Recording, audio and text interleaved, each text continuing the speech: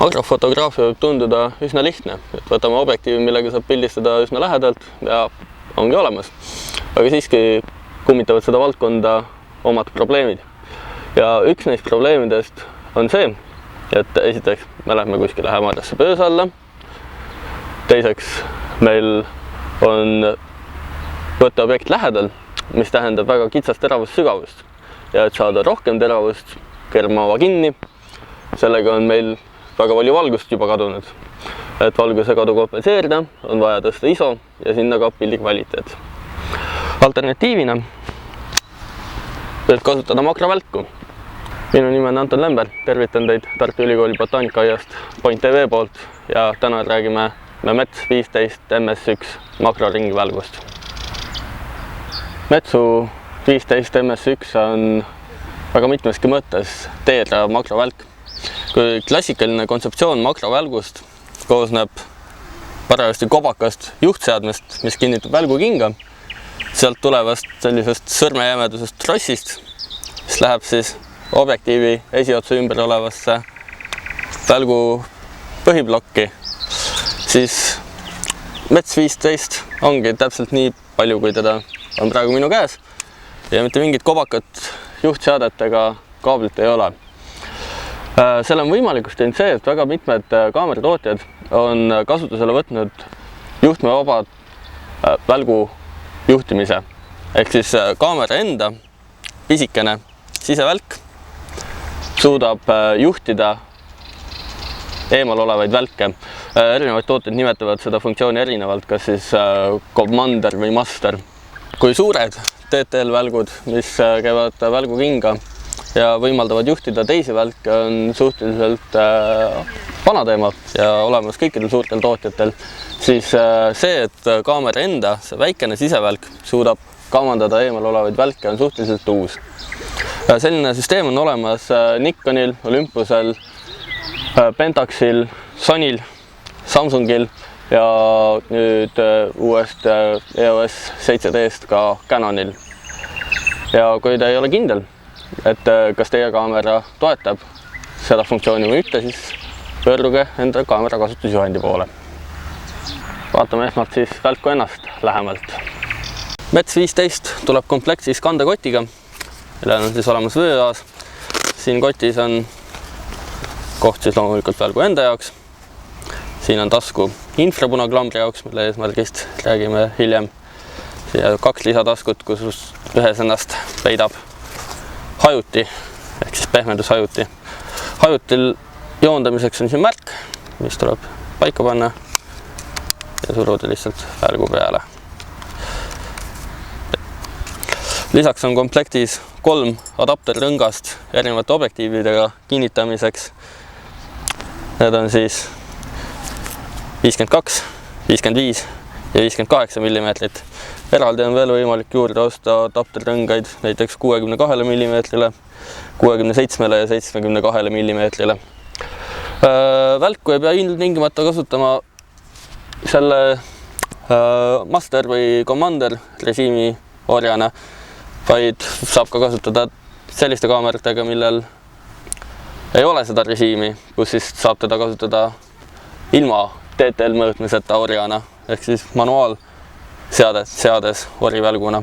Või siis, kui ka see võimalus peaks puuduma või helistada juhtmega varianti, siis on võimalik juurde osta ka sünkrokaabel, millega saab siis ühendada kaamera sünkropessa välgu ja kasutada siis juhtmega käsku.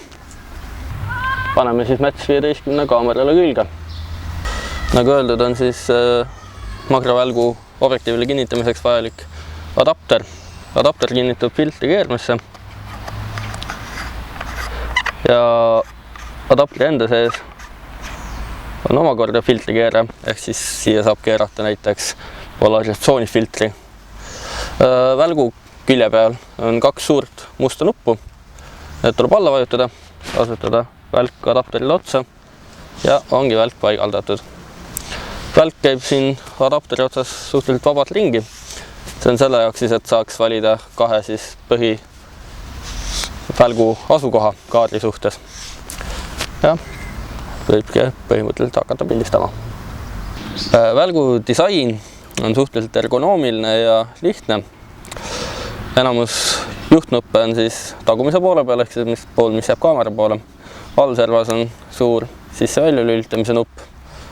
Üleval on siis testvälgu nupp ja menüüvälgu nupp ja 3 valikunuppu, mille funktsioon siis sõltub sellest, mis on näidatud välgu ekraani peal. Külje peal on siis eelpool mainitud adapteri külge kinnitamiseks ja vabastamiseks mõeldud nupud, mis liigutavad siis kinnitusnagasid. Ja lisaks on veel üks nupp, mis määrab reflektorite kaldenurka. Ehk siis, kui seda nuppu siit vajutada, siis reflektorid kallutavad ennast keskemale poole. 10 kraadi kaupa, ehk siis kas nad on otse 10-kraadise või 20-kraadise nurga all. Reegel on üldiselt niimoodi, et kui pildistatav objekt on lähemal kui 10 sentimeetrit, siis peaks olema reflektorid 20 kraadi kallutatuna. Ja kui ta on kaugemal, siis vastavalt vajadusele kas 10 või 10 kraadi kallet või täiesti otse. Välgu all on statiivikeere, ehk siis kui võiks olla mingi kunstiline vajadus hoida välku mitte kaamera objektiivi ees, vaid kuskil külje peal või eemal, on ka võimalus kinnitada statiivile. Siis on siin akukamber või patareikamber. Vooluallikateks on 2 kolmaelementi. Need võivad siis olla kas siis tavalised patareid või siis laetavad akud. Teisel pool on sünkropesa kaabliga kasutamiseks. Eespaneelil on siis loomulikult suur hajutirengas 2 välguga, autofookuse tulega ja siis on ka vajalikud sensorid kaamera tööks. Ja see ongi kõik. Rohkem nuppe ei olegi vaja. Aga aitab teooriast. Asume pilti tegema. Siiski, esimene kord, kui välgu sisse lülitada, tuleb välk teie kaamera järgi ära seadistada. Kui välk esimest korda sisse lülitada, siis ilmub ekraanile kiri Select. Edasi saab siis selle nupuga. Esmalt küsitakse, kas soovite kasutada modelleerivat valgust. Räägime sellest pärast. Praegu jätame ta välja lülitatuks. Siit saab edasi siis jällegi Select nupuga. Järgmiseks küsitakse, kuidas välku juhitakse. Ja neid saab valida siis noolenupust. Siin on siis esmalt Canoni TTL mõõtev juhtimine, Nikoni TTL juhtimine, Olympuse, Pentaxi, Samsungi, Sony TTL juhtimine. On siis olemas ka ilma mõõtmiseta välgult käivituv orjaga töötamine ja siis sünkrokaabliga töötamine. Meil on tegemist Nikoni kaameraga, nii siis valime Nikoni režiimi. Kui vajutada Select nuppu, siis saab valida kanali. TTL juhtmevabade süsteemidel on reeglina nii mitu kanalit kui ka mitu gruppi. Kanal määrab selle, kui näiteks töötab kõrvuti mitu fotograafi, et siis nende välgud üksteise käskude peale ei reageeriks. Praegu on valitud kõik kanalid, ehk siis kui teisi fotograafi ümber ei ole, siis töötavad kõik välgud, mis ümbruses on. Aga saab ka valida 4 erineva kanali vahelt. Jätame ta praegu kõigi peale. Samuti on võimalik valida gruppi, ehk siis kui ühel fotograafil on mitu erinevat välku, siis saab need välgud panna erinevatesse gruppidesse, et neid eraldi juhtida. Meil on praegu hetkel ainult üks välk, jätame tema gruppi A. Ja vajutame OK ning olemegi välgu poolt pildistamiseks valmis. Siiski tuleb teha veel mõned täpsustavad seaded kaamerast. Kaamera seadistamine sõltub siis väga suurel määral kasutatavast kaamerast, et täpsustuseks pöörduge enda kasutusjuhendi poole. Käesoleva Nikonil tuleb minna menüüsse, valida Custom Setting menüü.